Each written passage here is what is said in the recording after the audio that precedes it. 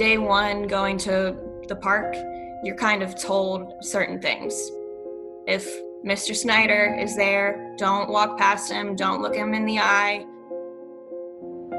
If Dan Snyder is walking towards you, walk the other way. Don't look him in the eye. It's very common to know that you don't look at Mr. Snyder in the eyes, you never call him Dan, you avoid him at all costs.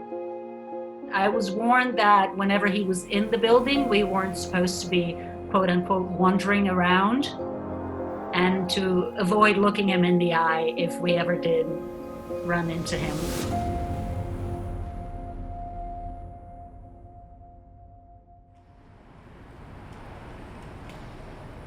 In the 2 decades that Dan Snyder has owned the Washington football team, the failures on the field have been evident to all.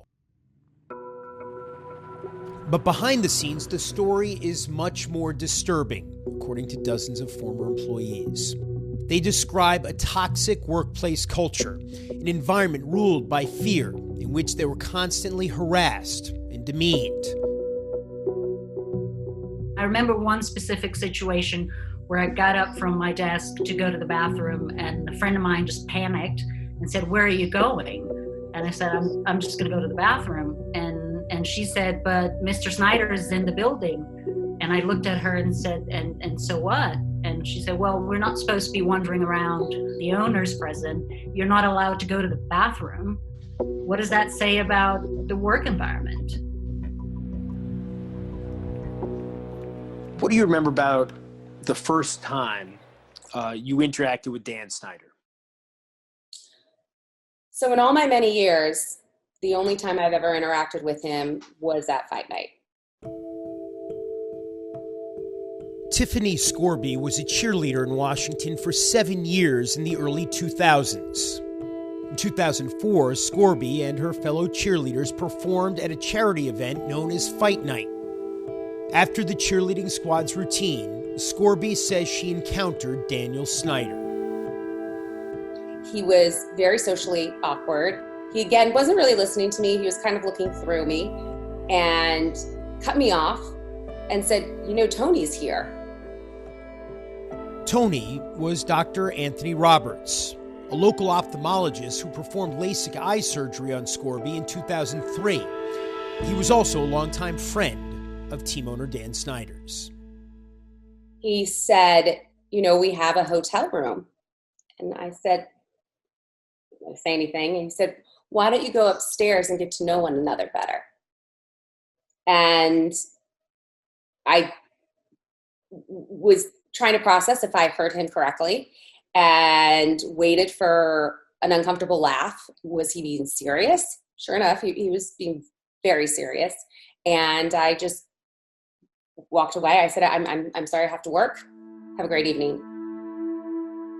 Scorby says she reported the incident to her director, Donald Wells, that night and told 2 other friends as well. All 3 told the Washington Post that she had told them about the alleged incident. In a statement, Snyder said, "I want to unequivocally state this never happened." He can deny it all day long, but I have no motivation to make this up.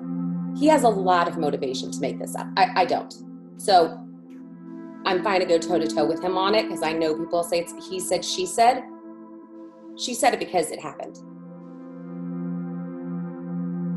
In the last 6 weeks, the Washington Post has published 2 explosive exposés based on interviews with more than 40 female employees of the Washington football team, and several men, too. In response, the team hired a law firm to investigate. That investigation is now being supervised by the NFL. What is it like working for the Washington football team in your experience as a woman? It's hard working there.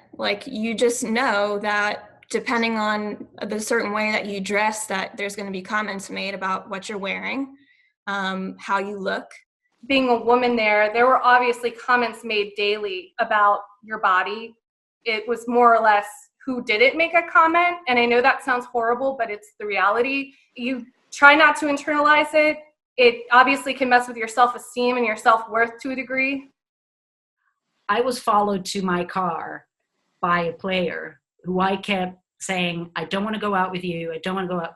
Please just leave me alone. And he'd follow me to my car. And I have my colleagues telling me, oh, just wait, in a couple days they'll get tired and they'll go chase somebody else.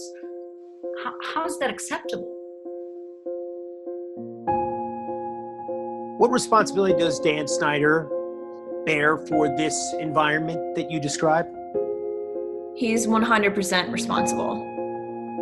100%. He should be owning all of this behavior that happened there because it's his team.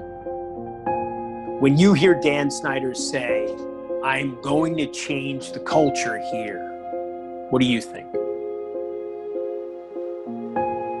I don't buy it.